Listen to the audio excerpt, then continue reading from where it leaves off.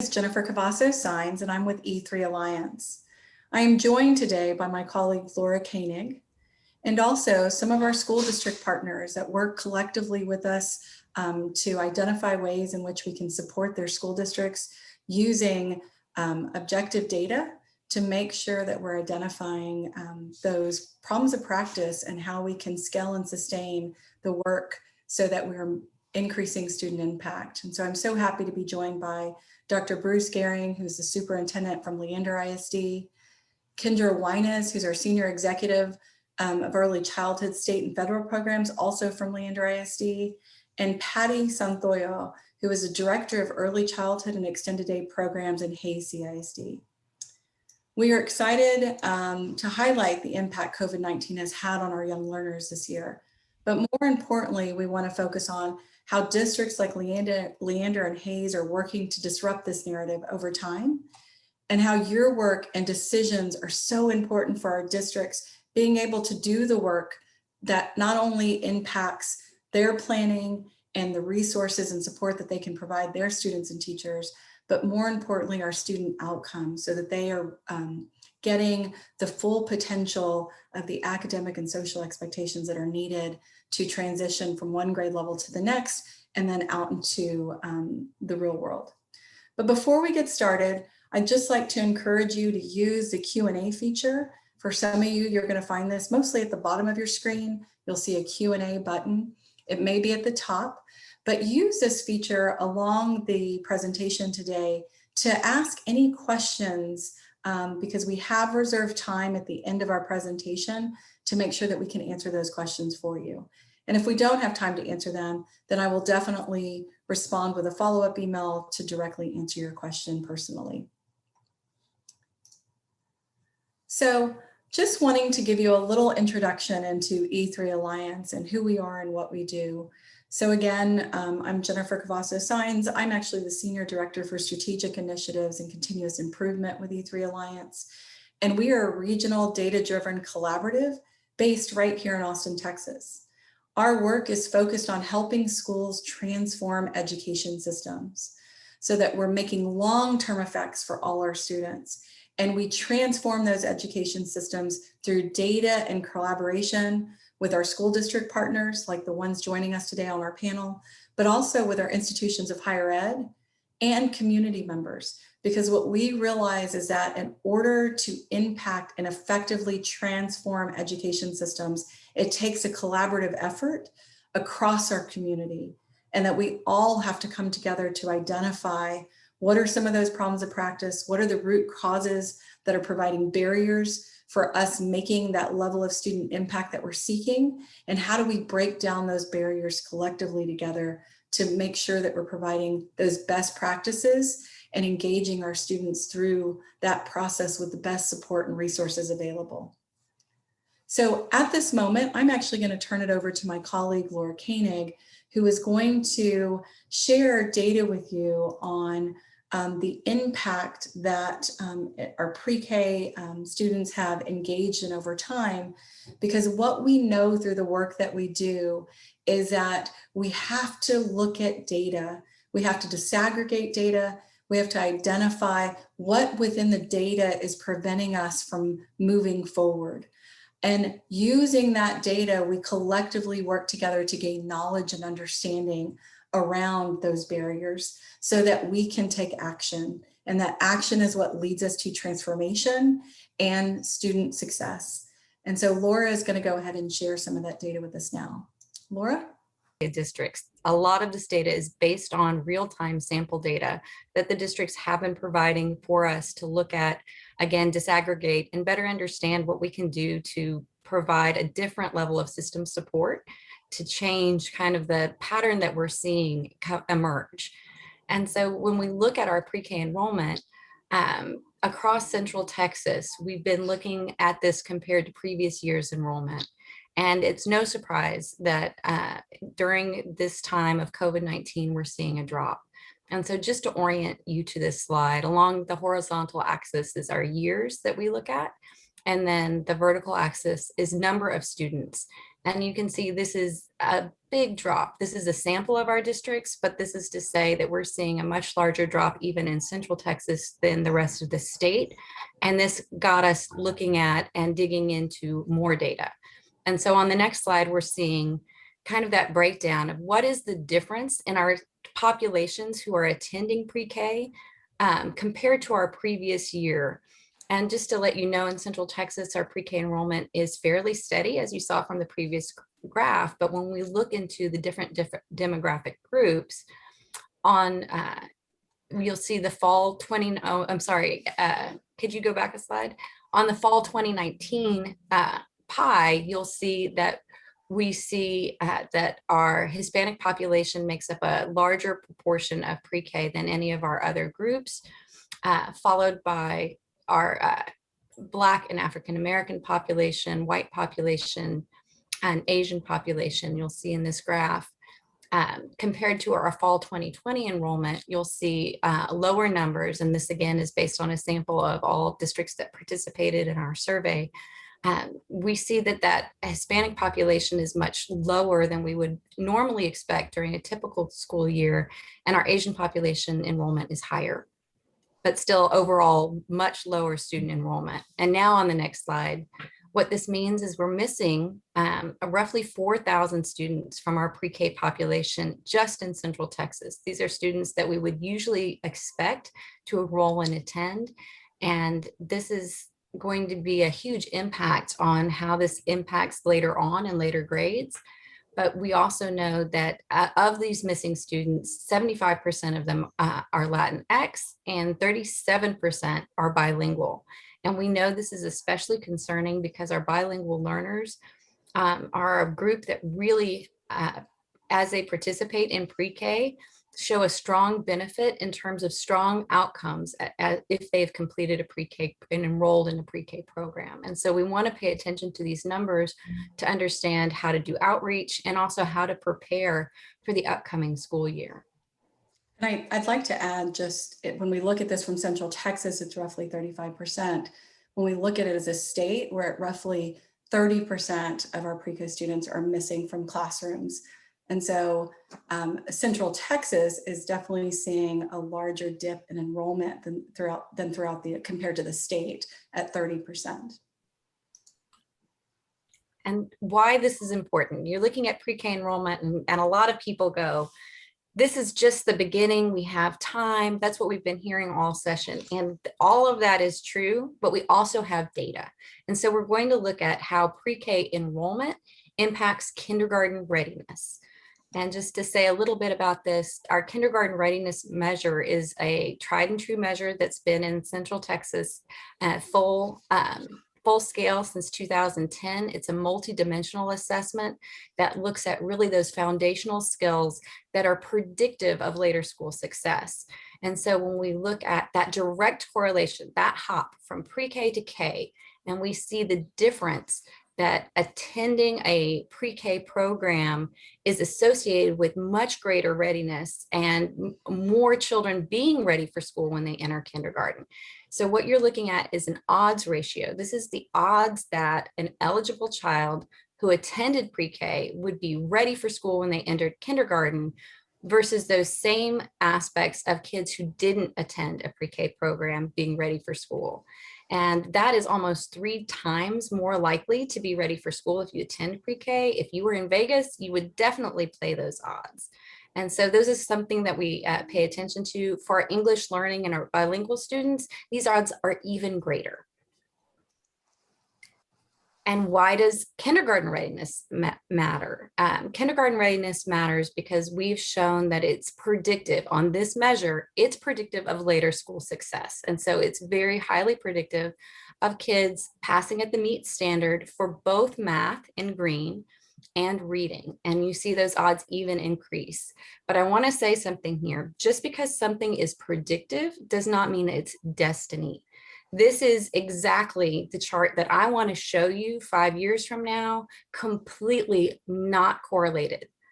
I want to show you that these odds of a child coming in not ready for kindergarten have been disrupted by a systems approach that addresses when children come into the school system, how do we intervene and how do we help children learn so that we are back on track to reading at grade level, to doing math work. And this is a very important part of our time together today, is kind of thinking about how we're going to disrupt this pattern. Right now it's predictive, but that is not to say that there is no way to change this pattern. And I think also to add that when we look at this from English learners' perspective, what our data shows is that they're 1.8 times have greater odds. That's 80% more likely to pass STAR than non-English learners when attending pre-K. And so there's a huge impact on our English learners attending pre-K, as Laura mentioned before, and even correlates to STAR success in 3rd grade as they continue through their education career. And just to come back again, we did kindergarten readiness to STAR scores. Now we're looking at just pre-K enrollment, even just attending. And this is attending a full day pre-K program. So with this chart, you're going to see the different levels of passing at the STAR standards. Across the bottom, you see approaches, meets, and masters. And we're comparing full day pre-K programs to no pre-K programs. So these are for eligible children who could have attended pre-K, but who did not. And the percentage of test takers who passed at each standards is that vertical axis and how big those bars are. And for every single standard for our reading STAR outcomes, we see that for children who attend a full day pre-K program, they are more likely, again, to pass STAR. And this is just based on enrollment. And we see the same pattern, but even greater effect on math. And so again, you're going to see across the bottom that approaches, meets, and masters passing standard and the percentage of children passing at each of those. Full day compared to no pre-K. And just that idea of being enrolled in full day pre-K really shows that we can make a difference in child outcomes down the road. But again, I want to say a lot of things happen from the time somebody's enrolled in pre-K. They go through kindergarten, 1st grade, 2nd grade, and 3rd grade. So how can we look at disrupting this pattern? We know right now with the patterns that we have in Central Texas and the patterns that we see that there are potential cascading effects if we don't change. And so this is to say that based on this drop in enrollment, what do we know and what do we predict would happen with the way things are, the status quo? So based on enrollment drops, we're looking at an additional 9,000 kids across Texas who would not be ready, rated ready by their kindergarten teachers when they came in the door.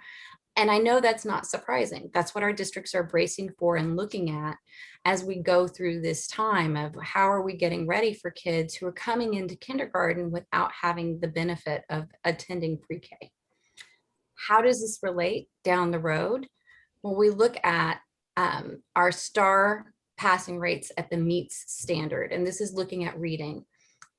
What we know is in 2012, we had a passing rate of about 39% of our students. In 2019, the last year for which we have data, we had 44% of our students pass the STAR. And I'm sure our districts will tell you this is a lot of work of working on continuous improvement, working to get more children ready, passing that STAR. What we see is this current pre-K class going into kindergarten, 1st, 2nd, and 3rd grade. By the time they're in 3rd grade and take that STAR, we would recognize that just from pre-K enrollment alone, this is just the impact of pre-K enrollment from this current year. If we do nothing, we are projecting a 5% drop in the number of children passing at the meet standard. That's reading on grade level, which we know is a predictor of later school success. And that is wiping out the gains that we've made since 2012. And this is something that we want to pay attention to. But again, that's if we do nothing, based on the numbers, scaling it up and looking at the models where we would be. Thank you so much, Laura, for sharing that data with us. So, I love how Laura kept mentioning, right? This isn't destiny. We can disrupt this. And our school districts are already working on planning, making multiple plans on how we make sure that we disrupt this pattern so that our students that are coming into school for the first time are getting the foundational skills that they need to be successful as they transition from one grade level to the next. I also think it's important to highlight that all of the data that we've just shared with you is based on the student's academic performance, right? But oftentimes we don't think about those social skills. And we're starting to hear a lot more of that through this pandemic around social emotional learning. But when you think about a 3 or a 4-year-old going into pre-K, it's not just about the academic or the curriculum exposure that those students are getting from their teachers, but it's also the social exposure that those students are getting in that classroom, the discussion, the ability to collaborate, to work in groups, to engage with their peers, to learn different ways to work within a team. So they're also missing those social skills. So it's not just that they're coming into kinder, not ready for kinder, and the teachers having to build up those academic skills. The teachers also having to expose that student and build up their social skills so that as they transition, they understand and learn how to work in a setting where they're having to critically think, they're having to problem solve, they're having to collaborate, right? And so those are the skills that we don't often focus on because the data is not right in your face like it is with academic data, but it's definitely things that our school districts are thinking about.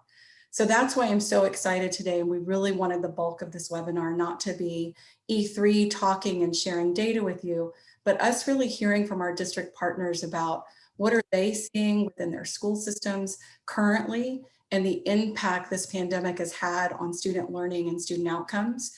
But more importantly, what are you doing and what are the plans that you're making, not just for the future, but what have you been doing this year and planning for the future so that we can disrupt this pattern so our young learners are coming in with the best foot forward and ready to tackle their education career.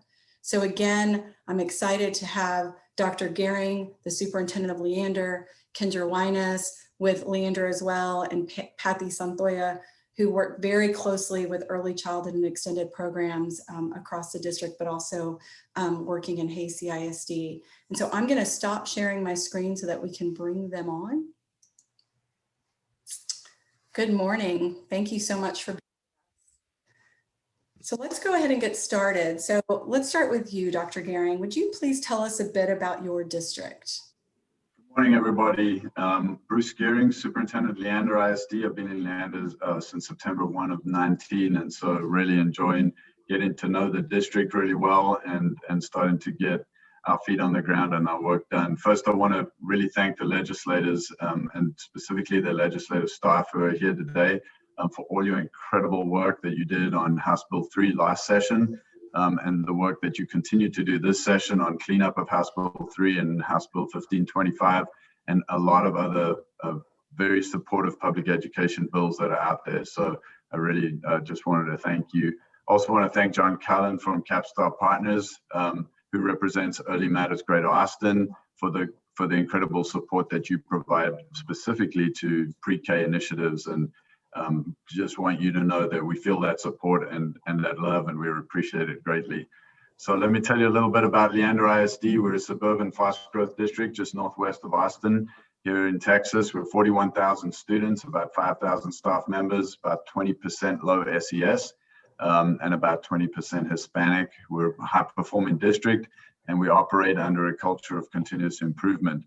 We value early childhood education, as you'll hear a lot more from Kendra during this panel, and we are passionate about meeting the needs of each and every student. Thank you, Jennifer. Thank you. Patty, would you go ahead and share a little bit about your district? Absolutely. Thank you so much for having us today and for putting this together. It is exciting to be able to speak to everyone. I'm with Hcisd. I'm the Director of Early Childhood and Extended Day Programs. I have been in this position for about 6 years now. Hcisd is a suburban district. We are south of Austin, and we currently have about 20,000 students. We have close to 3,000 full-time staff members. Our district is Around 50% low SES, and we have about 18% English language learners in our district, and we're excited to be here with you today. Thank you so much. And I think Hcisd and Leander have been fast growing, right? Constantly growing. And so I think we see our numbers and our school buildings being built each year, new buildings coming up. So thank you so much for joining us and sharing that information. So let's talk a little bit about how long have you been implementing full day pre-K and what led you to this decision? Patty, can we go ahead and start with you?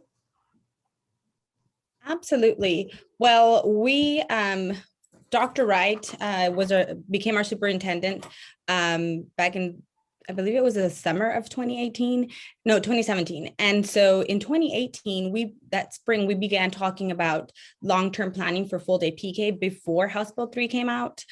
He came from a district that had full day PK, and he understood the impact and the power of the intervention that this program brings to our students, our most vulnerable students. And so we had started that planning process, and we're going to approach our district, our school board, about funding and being creative on how to fund. And then House Bill 3 came out. And so we were excited to be able to launch full day PK.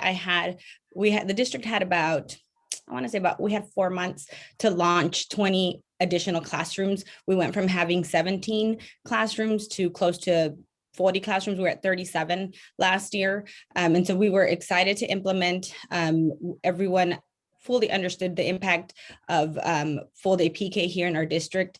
And we were just excited to be able to do that with House Bill 3. And that's pretty much how we came about. Wonderful. Dr. Gehring? Yeah, so this is our first year of full day pre-K at the 4-year-old level, and our board just approved half day 3-year-old pre-K for us starting next year. We're really excited about that. And obviously our long-term goal is to get those guys full day as well. The research is very clear about what 2 years of pre-K does. And so we're really excited about that. I would say that the state law, House Bill 3, got us over the finish line, but this was certainly something that as a very strong proponent and have a clear understanding of the power of early childhood in the lives of all of our students. This was something that we started talking about when I first got to the district, and the district had already been talking about it prior to me coming. Wonderful, thank you. It sounds like you're both already have been on a path in planning and preparing. I mean, this doesn't happen overnight, right? There's a lot that goes into making these decisions and then turning on the light and building the classrooms, getting the quality teachers in place to be able to teach these courses. And so it's a lot of work. I think you both just made the decision sound really easy, but we know that there's a lot of work that goes into building out a pre-K program. So I applaud you for that work and very excited about your board approving pre-K 3. I think you'll be a model for the state and definitely in Central Texas region to learn from and see the impact that that has.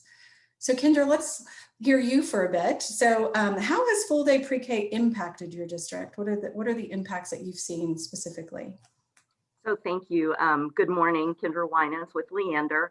And we have had so many things come from implementing a full day pre-K.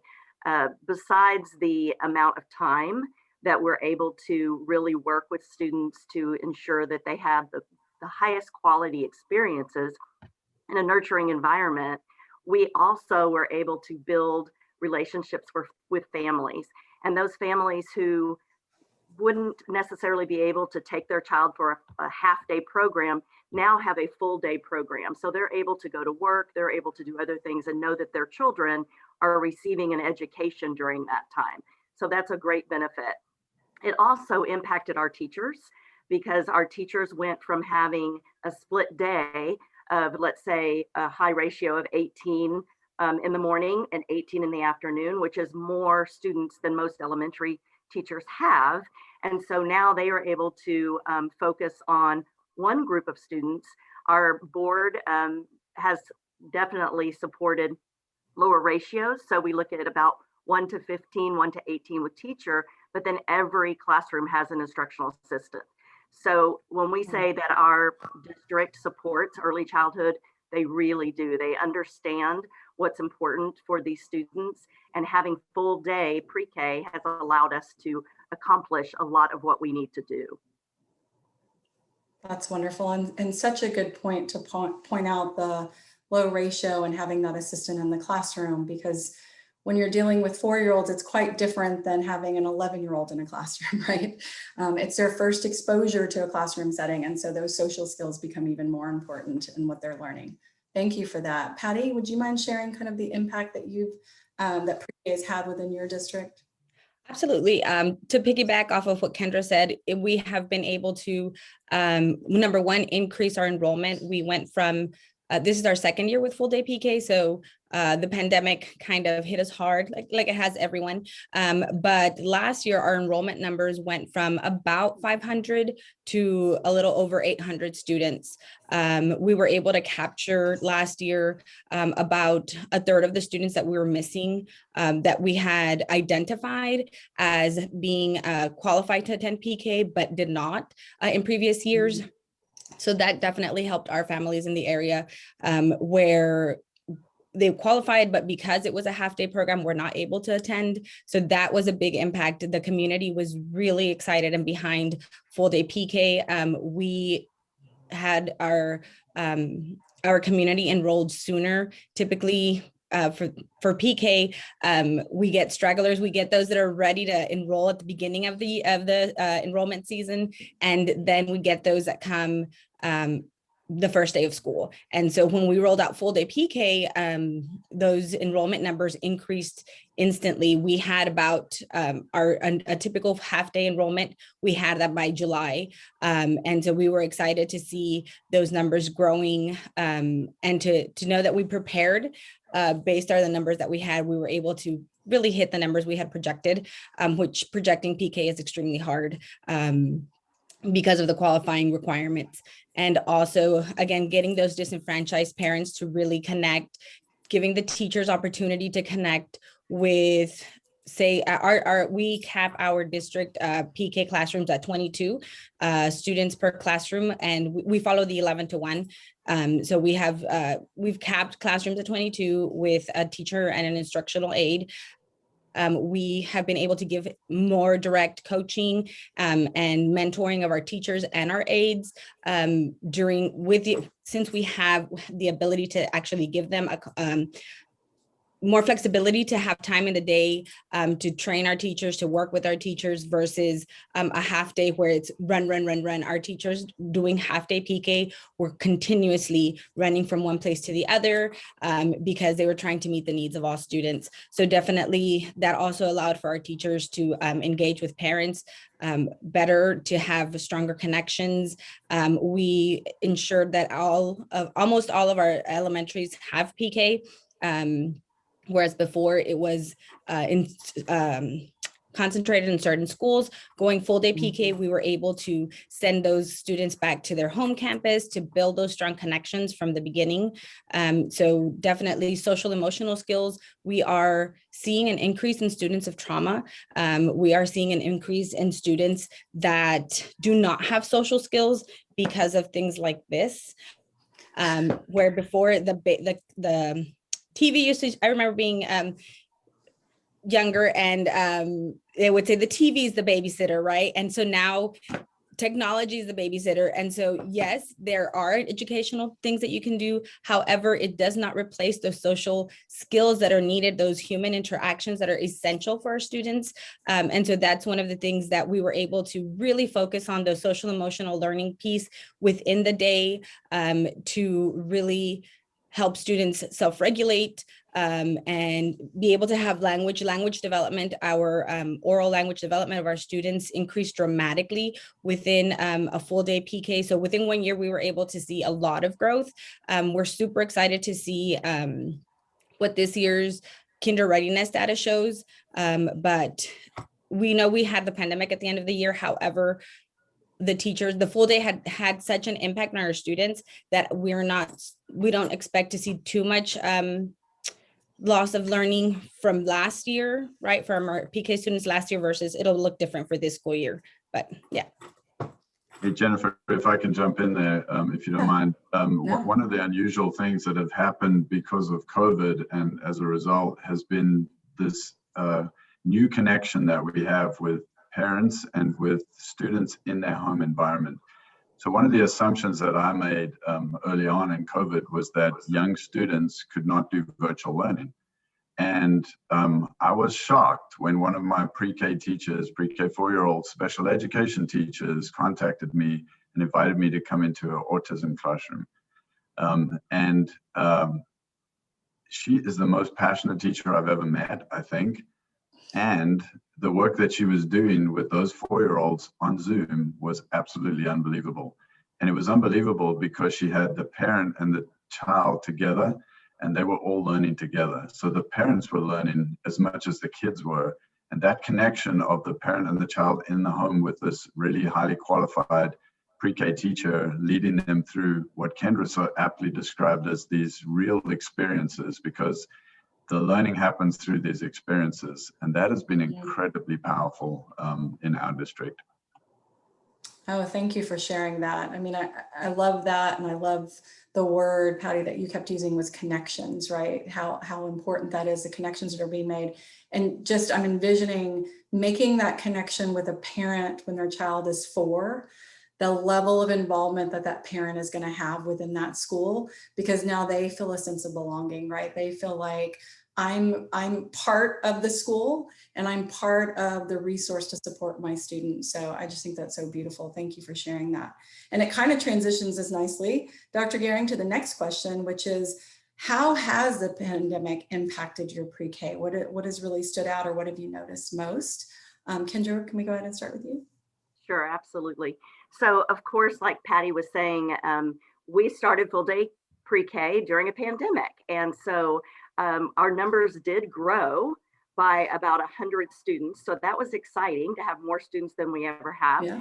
But then of course, it did not meet our projections. And so in doing that, we really wanted to make sure that the students that we did connect with, we were mitigating any kind of impact from the COVID-19. And so 2 things. One, like Dr. Gehring said, making those connections with families in whatever way we could was very important. We also realized early on that having students safe was our first priority, but second priority is to give them those experiences. So we noticed when we had written guidelines for how we were going to do business in the school under a COVID situation, we realized we need specific guidelines for our earliest learners. And what that looked like was, yes, we're wearing masks. Yes, we're being safe and hygiene and cleaning and all of that. But we realized kids need to interact. Our youngest learners have to have those interactions with adults, interactions with peers. They need to play.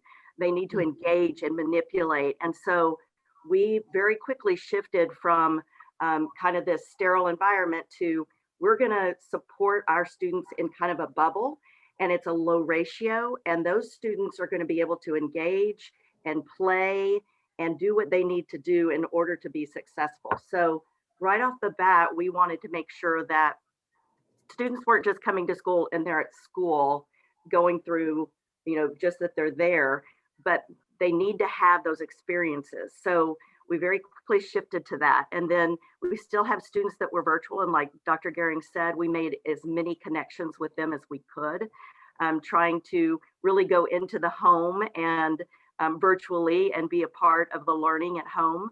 We have a program called Parents as Teachers, which really supports parents being their child's first and best teacher.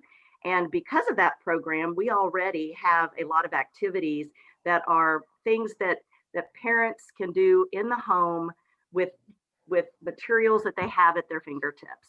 How do you help a child sort when you're just looking at the Tupperware? You don't have to have anything special. So we were able to shift that program a little bit to get information out to our families, to then support the family component as the teacher during that pandemic.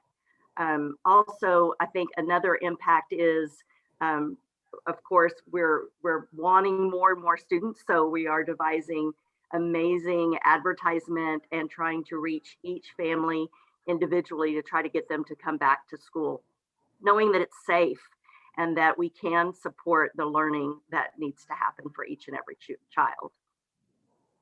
I love that. It makes me think I actually started, I won't age myself and say the year, but I started my teaching career in Del Valle ISD.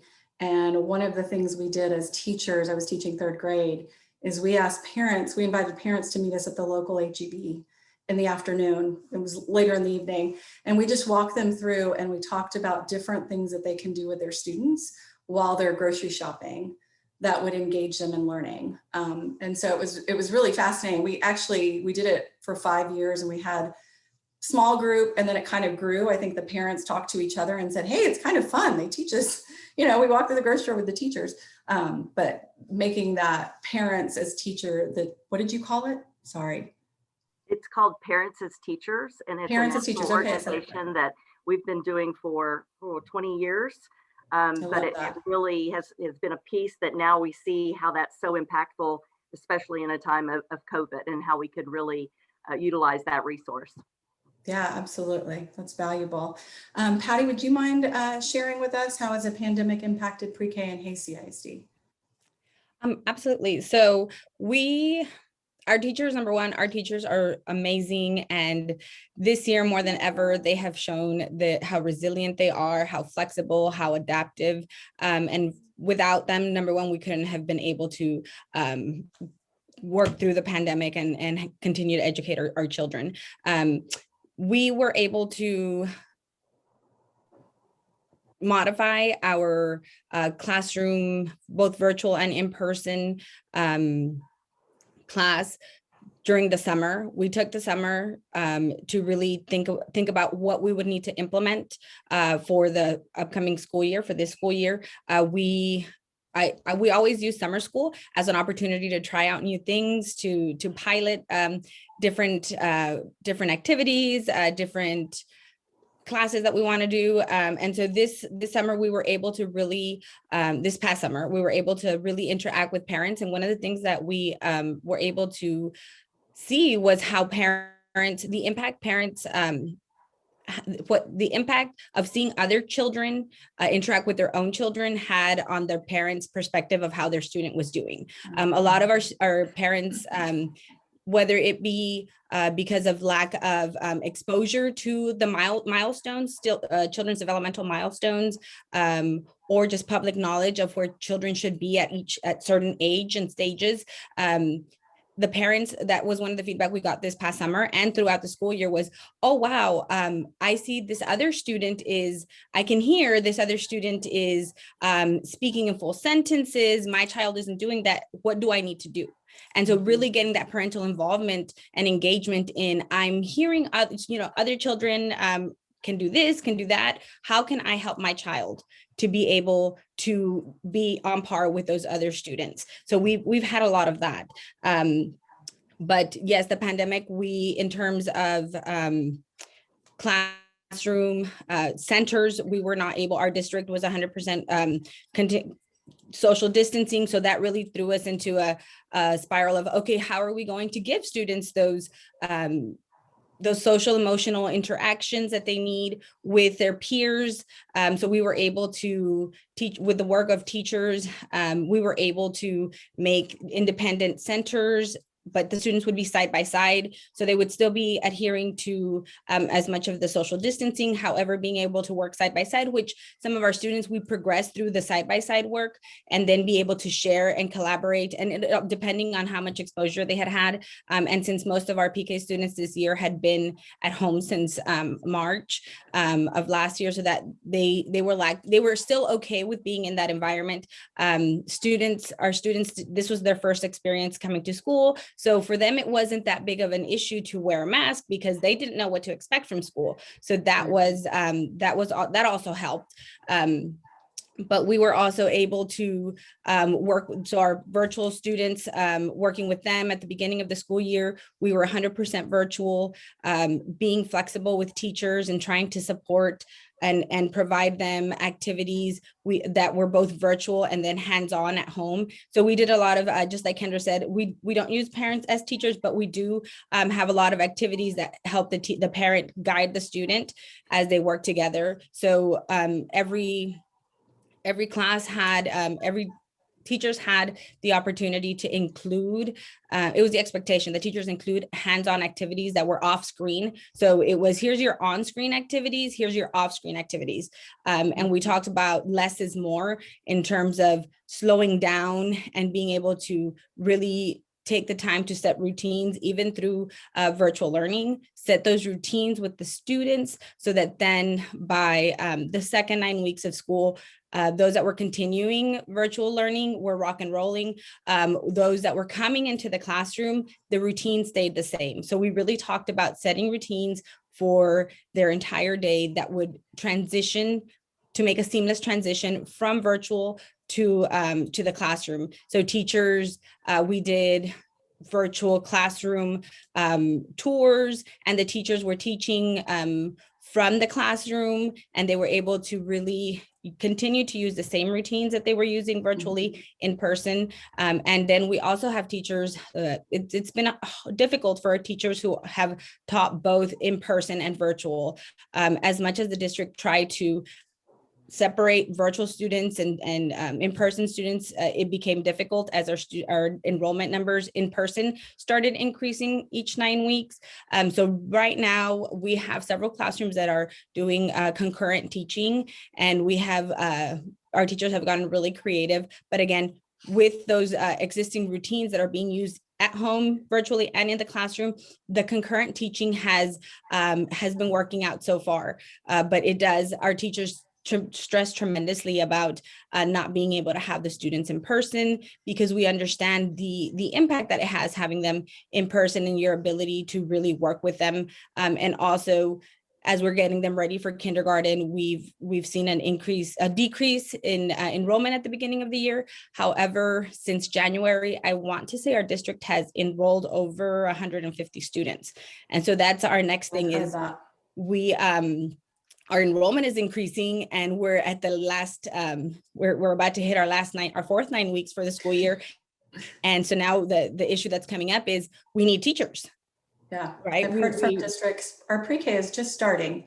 Jennifer, I did want to add something that you had mentioned earlier that I think is a critical impact that we've seen with COVID, that we don't want to forget the social emotional well-being of our students, and that I don't know that we've even seen the long-term impact that something like COVID will have on our youngest students, of course, all students, even as adults. But I think that we need to keep in mind that there's that whole social, emotional, mental health with toxic stress that's going on in some families that are dealing with some really tough situations, that we don't want to lose sight that we may not even know the long-term effects of COVID. So that's another impact I think we just don't want to forget, that could be a critical factor as we move forward. I think that's great, Kendra, and it kind of transitions us into kind of the next question. So what is the district doing to mitigate some of these impacts? You mentioned you're already thinking about it, but what are some things specifically that y'all are planning, or y'all put down in paper, or y'all are moving towards for next academic year? Patty, we can go ahead and start with you. Our district is already putting that plan together. We are, number one, extending our summer school enrollment for PK for across the district, period. We're going to expand the number of students that can participate in summer school. So we are also continuing to invite parents to enroll and say, you can enroll now and then you can do summer school. So that's going to help us tremendously. We are also putting a plan together for tutoring coming early fall, as early as September 1. We are definitely going to, we know that the students that we lost that did not attend PK, they're going to be here for K. And so we know that we're going to need to be able to support them to get them up to speed as much as we can. And so definitely the district is going to be offering tutoring for all students in the fall as well. And then our hope is to be able to, if we receive additional federal funds, due to the pandemic, we're really wanting to add additional interventionists to support all students based on need across the district. So those are the three big highlights that we're working on right now. Perfect, thank you. What about in Leander? So continuing on that thought, definitely interventions and those sort of things are important. But I think the most important thing is, one, advertising, getting out there of that we have these high quality programs, and our teachers need the support to really be able to meet those students and families wherever they are when they do come to us, that it's about that rich collaboration. And it's not what can we do to the child, but what can we prepare together to support that child and meet them wherever their needs are, both physically, socially, emotionally, and of course, academically. So a lot of high quality training this summer for how to respond to the individual students' needs that are coming to us, that it's not so much that we want to intervene, we want to meet them where they are and then build on their strengths and get them the support that they need to be successful in our environments.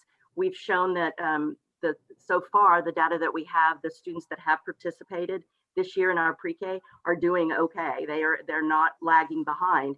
So it really is that population that we miss and getting to come to school. And we feel like with the type of support that teachers will get, they will be able to respond to the students' needs and help them grow wherever they are in that.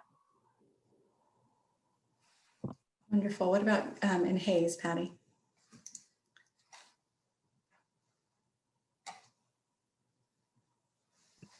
Sorry, I'm so sorry.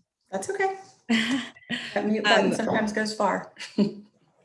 Yes, so I mean, Kendra said it very well. I mean, we are all trying to work as best as we can through the pandemic. We are just I'm sorry, I was reading a question that was in the Q&A, and so I would like to address it, was how are we supporting the social emotional well-being of our teachers, our educators? And that is a great question. We're gonna save some time for the Q&A from the attendees. So we have two more through us, and then we'll finish those up, and then I'll definitely bring in. There's been quite a few good ones that have come in the Q&A. Okay, perfect. So that got me off track. I'm sorry. So what was the question? No, I know. It does. When something pops up, you're like, what do they say? Yes, I was reading both of them. So I'm sorry. No, don't worry.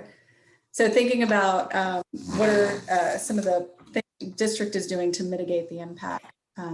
You've mentioned that. And so let's think about it from, we have a great opportunity here being a session year, and we're just so appreciative that our legislators and their staffers have been able to attend this webinar. We're also recording it to share out. So kind of highlight, if legislators could do one thing this session to impact young learners, what would you recommend? And you might even throw in more than one, but that's okay. So what are some things that would be really helpful and supportive, especially of your district, but just of all young learners in the state? Well, most definitely the continuation of funding for full day PK. House Bill 3 definitely helped that. However, House Bill 3, the funding formula, it wasn't a straight, you're going to get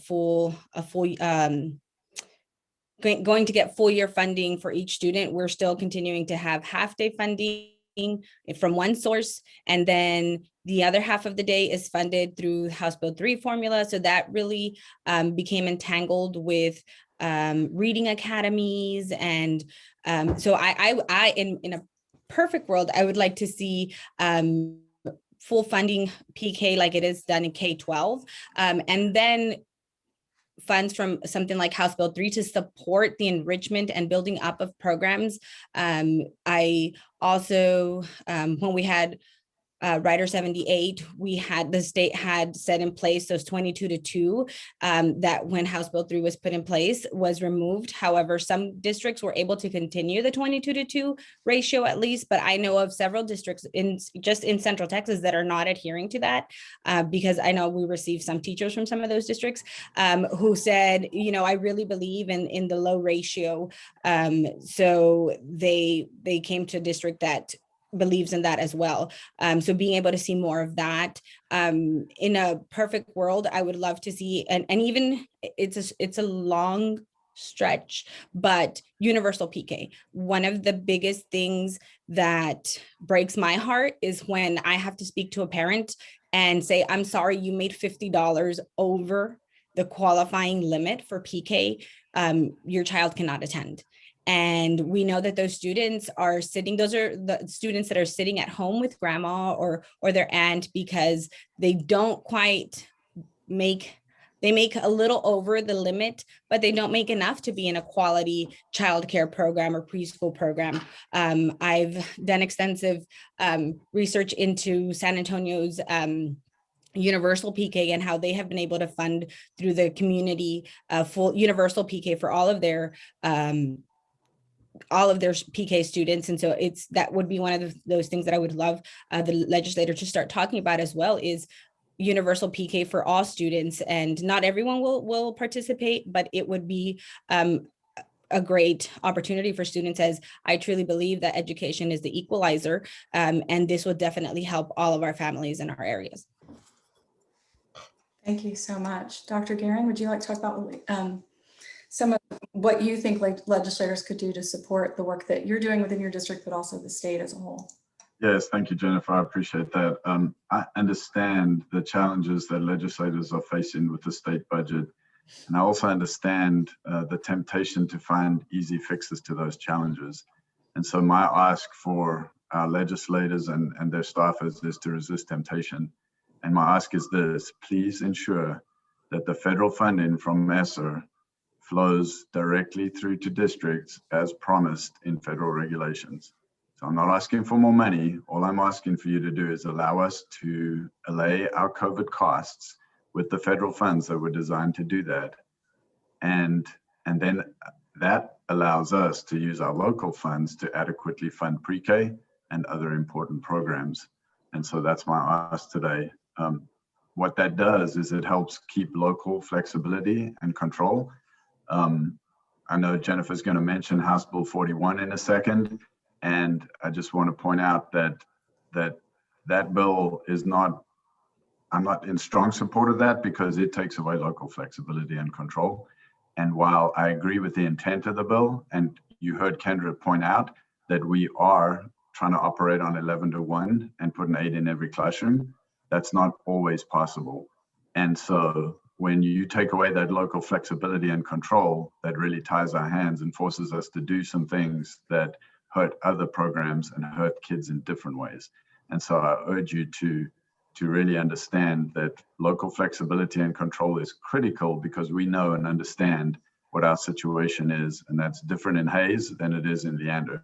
And we need to be able to operate slightly differently in that mode. So thank you. Yeah, absolutely. Thank you both for sharing. That's really important. And I think anytime that we're looking at specific bills, right, that oftentimes the language and the direction and the rationale for authoring that particular bill really stands up against a lot of the data. And so I know at E3, a lot of our data shows a difference between low ratio full day pre-K versus non-low ratio full day pre-K and the impact that has. But I do agree with you, Bruce, in that as legislators and staffers, to make sure that we're reading entirety of bills, and is there language that can encourage, motivate, right? Really thinking about that low ratio, because we know it's such a huge impact, but some way that does give our school districts flexibility when they're working and trying tirelessly to make sure that they have those low ratio classrooms, but can't make it that particular year or year after, but still a direction that we want to go in. And I hope that legislators know that, you know, we really pay attention to the intent of bills, and we really look carefully at what are they trying to get us to do here. And sometimes that you know, big stick mentality doesn't necessarily work well with us.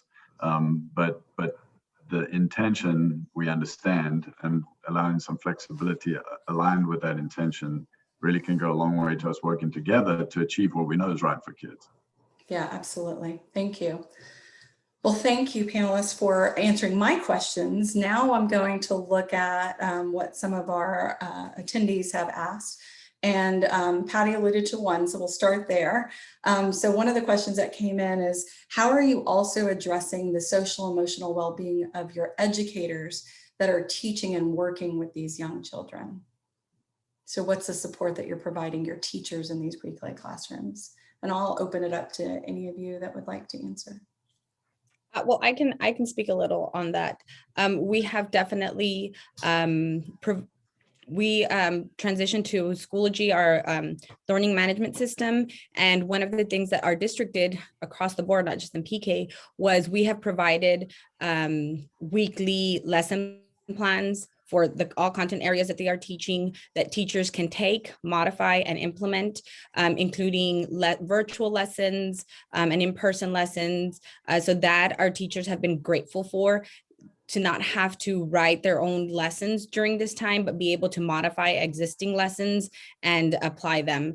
We had master teachers across the district help create these lessons. And so we're about to round off entering our fourth 9 weeks of doing this for teachers. And that was one of the biggest things, was in the amount of stress that they have trying to balance, the district providing this for them has been a great relief, especially when classrooms have to get shut down, when we've had to close classrooms because of COVID exposure, students learning from home. So we've taken units and made them virtual for X amount of time. Even though students are asymptomatic, we still have to send them home. And so transitioning from in-person to virtual, really those lessons have really helped those teachers who were only teaching in person to be able to pick up what we had readily available for them. Also giving back time. So we've cut back on the number of meetings that we've had this school year. We call it the gift of time, and really giving teachers time back to be able to decompress, to be able to fully address the needs that they have for their students, to plan at the campus level for their students. So those are two of the things that we have really focused on, is limiting the amount of meetings we have, reevaluating how to deliver professional development for our teachers. Instead of we weren't able to meet in person, so chunking the work.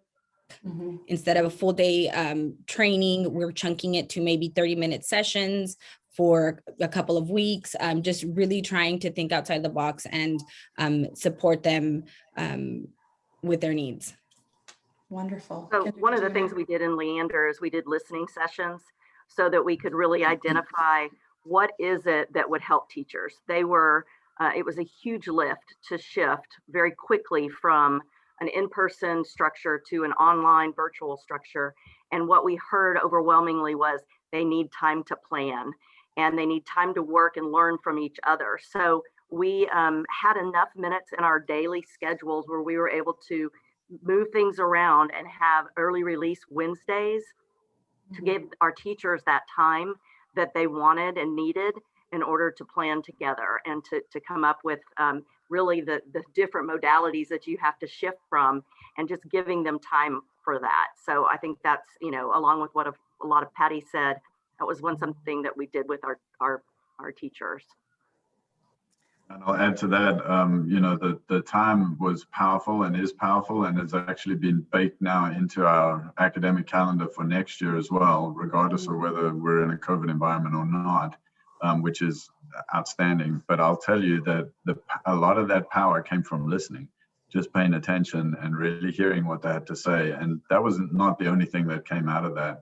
But we continue to hold those listening sessions. When we start to feel that pressure building on our teachers and that stress building, you can actually tangibly feel it in the district, then we invite them to come talk to us. And we try to do it in very targeted small groups. So if it's a specific issue, we target and say, we're inviting, the 5 of you to come talk to us and share with us, what are your concerns? We want to keep that group small so we can have some more in-depth conversation about what really are the issues, and how can we try to start to address those together.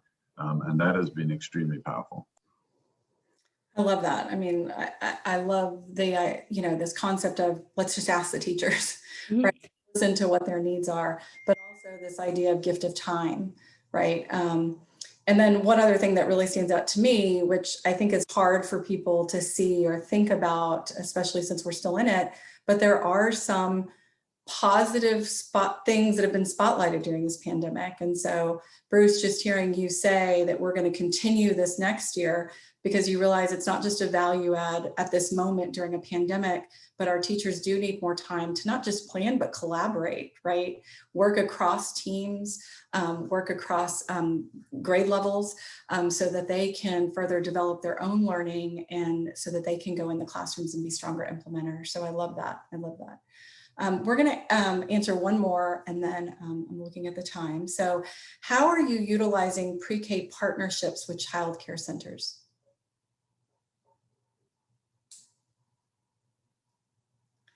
Does anyone want to add to that?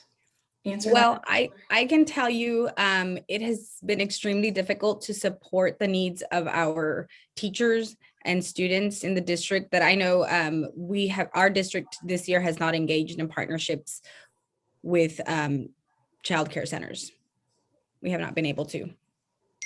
So in Leander, can you share? Oh, sorry. Oh, go ahead. Did you want to finish? I was going to say, Patty, is there any, can you share any difficulty that you're having, or is it just you haven't had the opportunity right now because you've been focused on just launching the pre-K program within the district? Well, it's also an adoption year for us for PK. So the majority of my time has been spent on adoption and teacher supports during the pandemic. So to be able to take on, I know the Hcisd grant is currently happening, and we were originally going to try last fall. We had conversations, fall of 2018, sorry. We had conversations about those partnerships. And last fall, we started engaging in a little more conversation with different partner groups. But that was not, once the pandemic hit, that was not able, our focus shifted and we were not able to continue down that path. And in addition with the adoption process that has been, we're wrapping that up now here in our district, but that has been extremely time consuming as well. And currently for my district, for Hcisd, I am the early childhood rep. So I pretty much do I do everything for PK. And so being able, I was already stretched thin. So that is though a possibility for the upcoming school year, depending on how things roll out and how we are able to handle the pandemic next fall. So I would say with starting pre-K, we had to go out to our community and find out what area childcare centers, what kind of community partnerships could we have. And the one that really came to the forefront was Head Start. So we have been in collaboration with Head Start for a very long time, but they actually are now located on our premises. And even during COVID, which threw a lot of different wrenches in it, and a lot more conversations had to be put on hold and that sort of thing. But we have moved forward with having a real rich partnership with Head Start. And so the Head Start 3s are going to be housed on our property, as well as our 4s are collaborating within our classrooms. So I'd say even in spite of COVID, we've been able to move forward with some of our partnerships, and we have a few more things in the hopper that we're looking at, but COVID definitely set us back a little bit, but I don't think it stopped our movement forward. Hey, Jennifer, I just want to jump in here with a slight change of topic. I want to just give a huge shout out to Brianna Menard, Representative Tellerico's legislative director, who said that House Bill 41 as a committee substitute that would allow school districts to seek an exemption for the requirements to allow for flexibility. And so I just want to thank them for listening and paying attention to school districts. Appreciate it. Yeah, that's wonderful. Thank you. Thank you, Brianna, for highlighting that. Yeah, and I'm going to piggyback off of what Kendra said, which is also, we also partner with Head Start, but we've had that partnership on our campus for a while now. However, we were able, with going full day, we were able to support about 100 additional 3-year-olds through the Head Start program. So that's been, and they have been full enrollment. So that's been exciting to continue and see their program going steady. Wonderful. Well, thank you. Thank you so much for the opportunity to hear what your districts are doing. And thank you so much for spending this time. We know that the crazy does not stop because you're on a webinar. And so I imagine you're all both like, I don't want to open my email and see what's happening in the district right now, especially Dr. Gehring, right? But we just applaud everything that you're doing and the work. We cannot pretend that we could do it. You definitely are our heroes over this last year and a half. I personally have 2 children in the school system, and I am just grateful every day for the leadership and the teachers in the classroom that continue to engage them and motivate them and teach them. Because the few weeks they were home with me, I was ready to get rid of them. So I just can't thank you enough. And to our attendees, what I'd like to do is I'm just going to share my screen again with you real quick and just really highlight, some of the things that we heard over this time together. Were, sorry, this is always the awkward transition when you're sharing a screen. And it won't, there we go. So when we're thinking about what we've heard today, right, really what our districts are seeking is just a lot of support. We know that there is federal funding that has been released from ESSER 2 and ARF, the American Relief Fund. We know we need those funds to go directly to our districts. They are putting plans in place. Those plans are designed to hold them accountable for student learning and student outcomes, both the academic skills, but also those social emotional learning skills. And so if we can continue working together and taking the time, I love what Dr. Gehring said, to listen to our districts. Let's listen to the people on the ground that are really doing this work around what is the needs that you have or the support that we can provide you so that we are impacting students over time.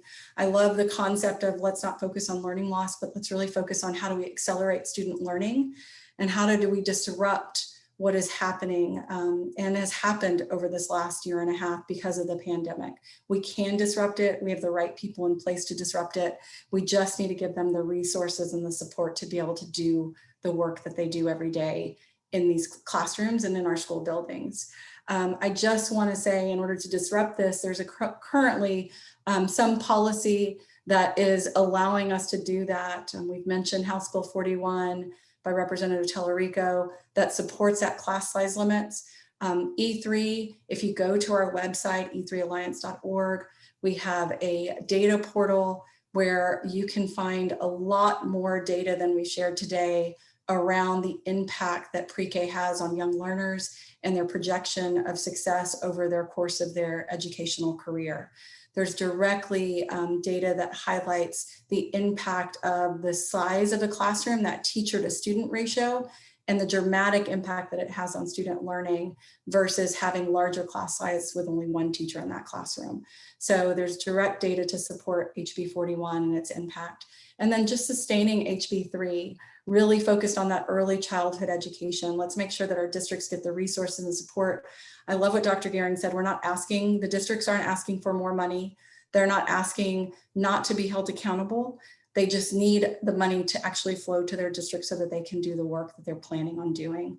And then think about those partnerships with our community-based early learning centers, right? We know that we have strong early learning centers within our communities across the state. How can we leverage those to be an arm to the education that we're providing our young learners in our classrooms? Always better together. The more we have, the better together that we are. So I just can't thank you enough, our legislators and our legislator staffers and our organizations that have joined us for spending this time with us, but more importantly for the work that you do to ensure that our young learners start off on the right foot, have the necessary foundational skills that they need so that they can continue to be successful, not just in their education, but in life, right? Because that's our goal, is we want to graduate these students ready for post-secondary, whether that's the military credential, an associate or a 4-year degree, so that they can be better, impact our economy, but also impact their overall lifetime as a whole. So thank you for joining us. I will be sharing the slide deck and the recording of this webinar with you in a follow-up email. And then if you have any questions at any time, please don't hesitate to reach out to me directly, or any of our panelists, I would imagine, would be open for it, or I can connect you with them as well, or ask them the questions for you and get you back the answers. So thank you and have a great rest of your day.